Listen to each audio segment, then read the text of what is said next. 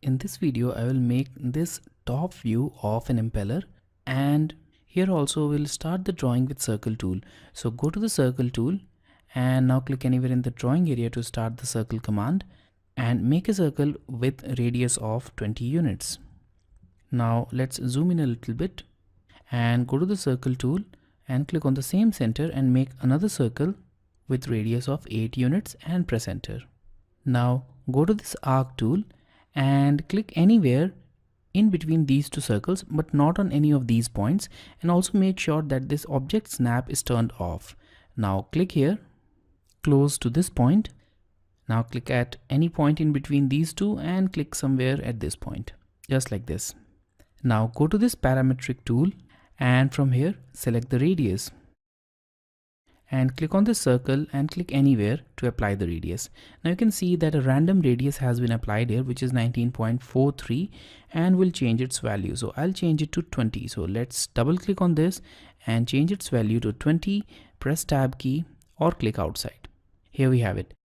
So now we need to make sure that this arc touches this circle tangentially, and for that I'll select this tangent constraint.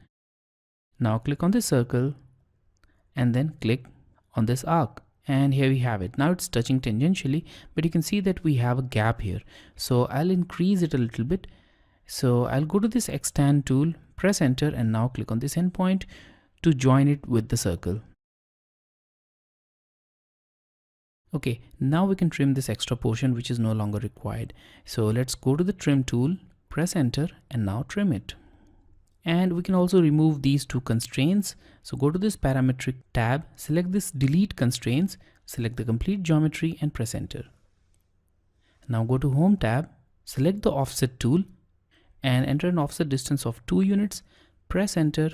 Now select this arc and click downwards. Now once again we need to select this extend tool, press enter and extend it. You can press and hold shift key to convert this extend tool into trim, and now click on this part to trim it. We can also click on this part to remove the remaining geometries, and we can also remove this part of the geometry like this.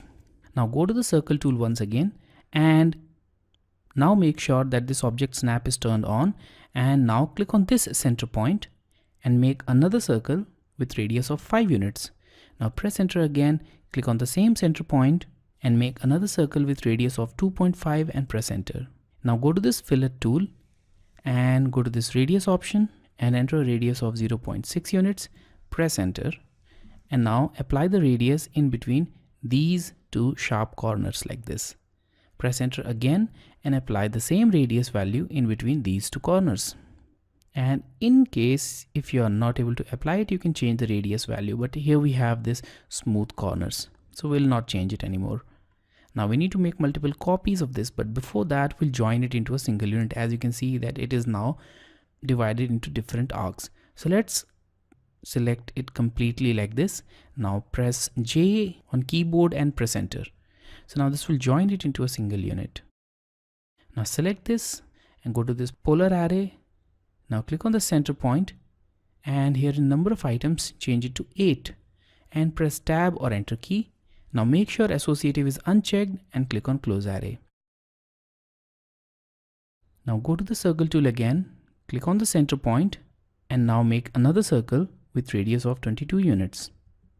Now press enter again, click on the same center point and make another with radius of 24 and press enter.